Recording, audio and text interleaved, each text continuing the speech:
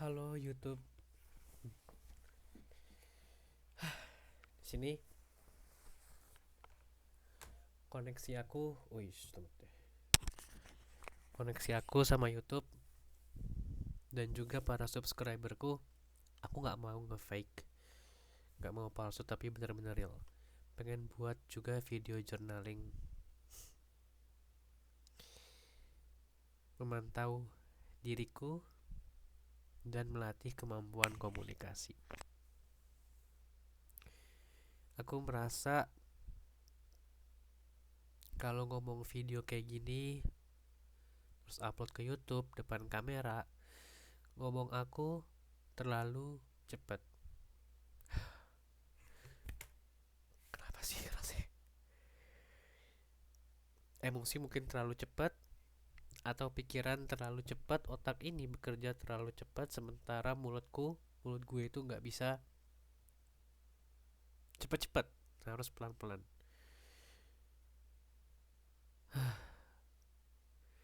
Aku pengen yang natural dan alami sih. Entah kenapa kok aku ngerasanya kalau aku ngomong kayak gini itu kayak orang baru belajar ngomong, kayak bayi baru a i u e o. uh aku cuma ingin secara alami, cara ngomong aku itu alami dan natural. Aku merasa kayak ada masalah deh di bagian cara ngomongku.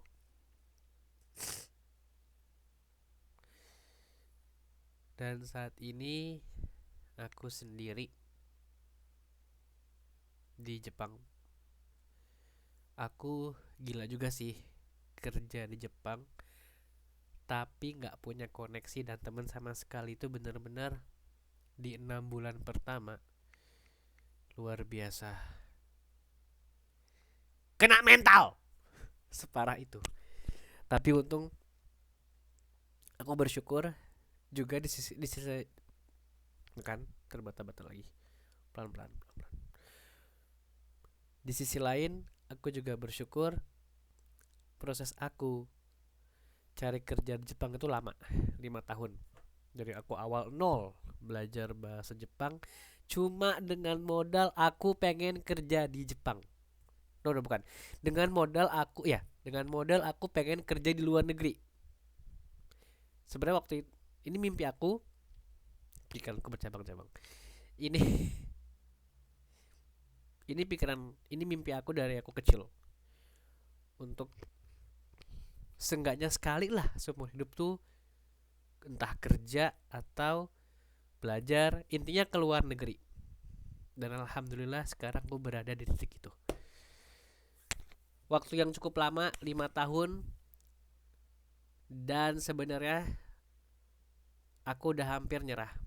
Aku udah putus asa karena setiap interview aku selalu gagal.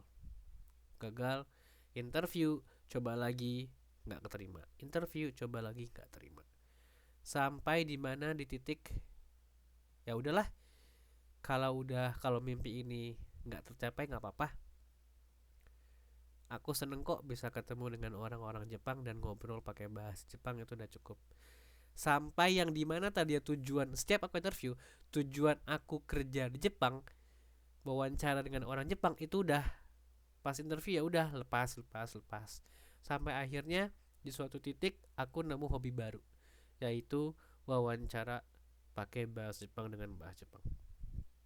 Karena ketika cari kerja di Jepang, interview itu aku seneng banget, ketemu orang baru dan melatih kemampuan bahasa Jepang aku.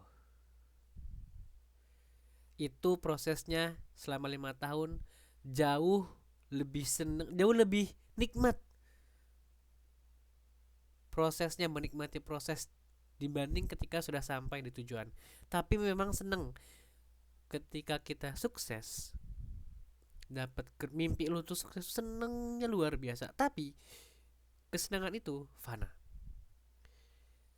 Kesenangan aku kerja di Jepang cuma bertahan sebulan, mungkin seminggu 2 minggu. Sebulan awal tuh wah seneng banget, kayak yang nggak percaya aja, beneran nih Jepang, ini beneran aku keterima kerja di Jepang, ini beneran Jepang nih. sebahagia itu. Tapi seiring berjalannya waktu, 6 bulan, setahun, itu fana. Dan jika aku refleksi diri, aku sangat menikmati prosesnya 5 tahun kerja di Jepang. Sebelum aku kerja di Jepang itu, aku guru bahasa Jepang yang membimbing murid-muridnya yang membimbing murid-murid aku dalam wawancara kerja di Jepang tuh nikmat banget. Guru deh, Bilu jadi guru dah. Kenapa sih denial banget? Heran dah. Ah, ayahmu tuh guru, ayahmu tuh dosen. Ibu kamu tuh juga hubungannya sosial. Dan kamu tuh seneng ngajar. Kenapa kamu denial? Woi, denial banget sih. Karena pertama, aku merasa nggak pantas jadi guru dengan kepribadian seperti ini, random. Soalnya di pikiran aku, guru itu perfeksionis, kamu nggak boleh salah, harus perfect. Karena kalau kamu salah, nanti murid-muridnya salah, ntar murid-muridnya ngikutin kamu, terus dosanya tuh ke kamu juga. Itu yang aku takutin. Dan yang kedua, kayak jadi guru tuh berat. Koreksi soal, bikin soal, administrasinya banyak, males. Tapi sebenarnya yang paling ngefek tuh yang pertama sih. Jadi guru tuh harus perfeksionis, aku nggak bisa. Don't ask me to be perfect, I can't be perfect.